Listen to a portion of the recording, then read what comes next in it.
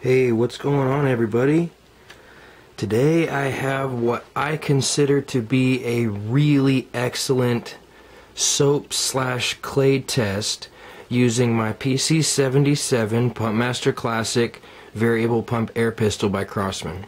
I've been getting a lot of questions lately about different ideas and thoughts on hunting and what should be used and what shouldn't be used and what round might be used on what type of game and this, that, and the other thing. So I thought I would try and think up a way to try and demonstrate the different effects of different ammunitions on different types of game.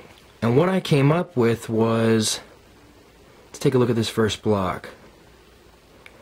If I put a thin layer of soap over a thin layer of aluminum to simulate bone, followed by a glycerin soap soaked piece of cardboard to simulate more bone and resistance on that end, followed closely by a piece of clay to simulate soft tissue like a heart or a brain or something like that behind what would be considered an armor or a skull. And I think it came out really cool. So let's go over it one more time. The glycerin soap on the far left of this block represents skin and fat and muscle and all that type of stuff. Then we immediately see the aluminum. That represents bone.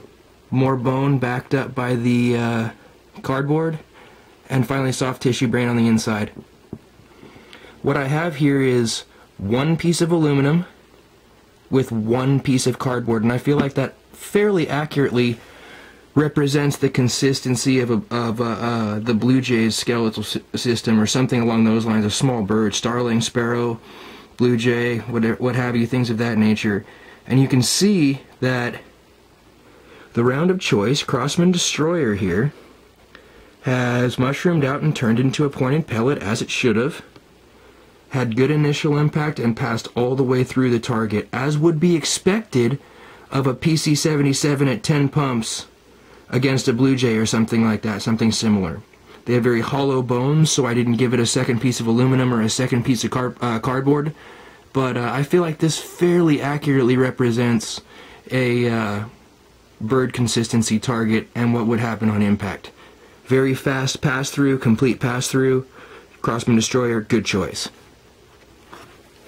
Now our second piece of soap, moving up the ranks of small game. What do we see there? See a piece of aluminum and now two glycerin soap soaked pieces of cardboard, adding a lot more resistance. I feel like this is getting into the small rodent category, like big, maybe medium to big size rats, small gophers, not average to larger gophers, but small garden variety gophers and average to maybe larger size rats. It's probably similar to the skeletal structure, and if you notice the exit there, the pellet didn't come all the way out of that.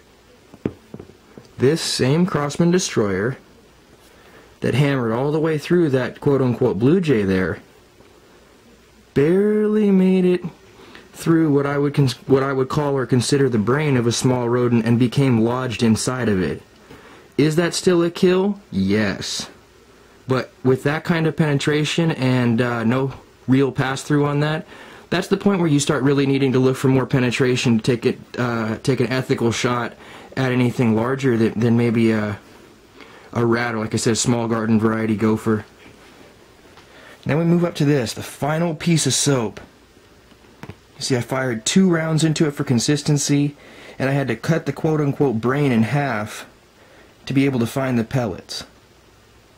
I've got a nice layer of fat, muscle, skin, whatever the case may be, followed by aluminum, 3 layers of cardboard, and another layer of aluminum with the clay brain behind it.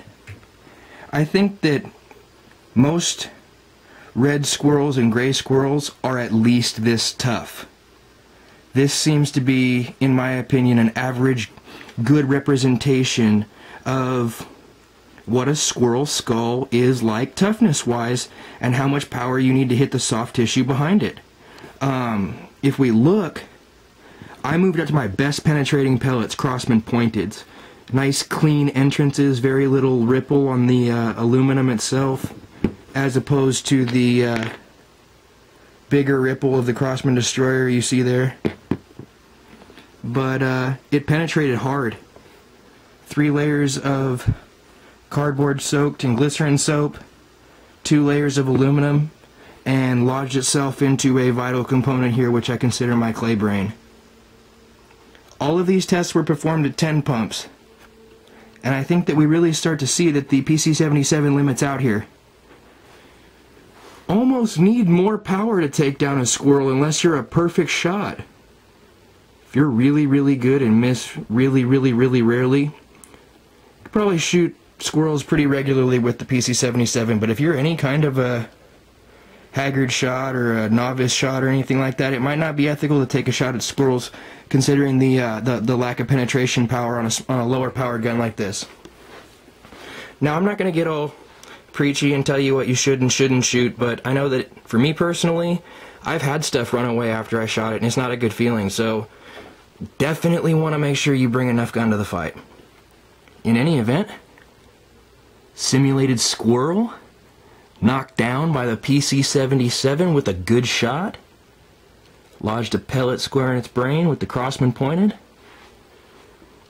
Here we see the garden variety gopher or medium variety rat taken down by the CROSMAN Destroyer, pellet also lodged in the brain.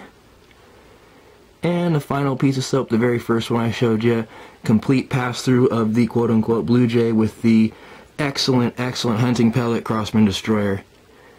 In any event, guys, I know this isn't a calibrated ballistics test or anything like that, but I've really done my best here to simulate small game and present the results for you. So if you have any feedback on this, please feel free to rate and comment and subscribe, and hope you guys have enjoyed. Thanks a lot, you guys.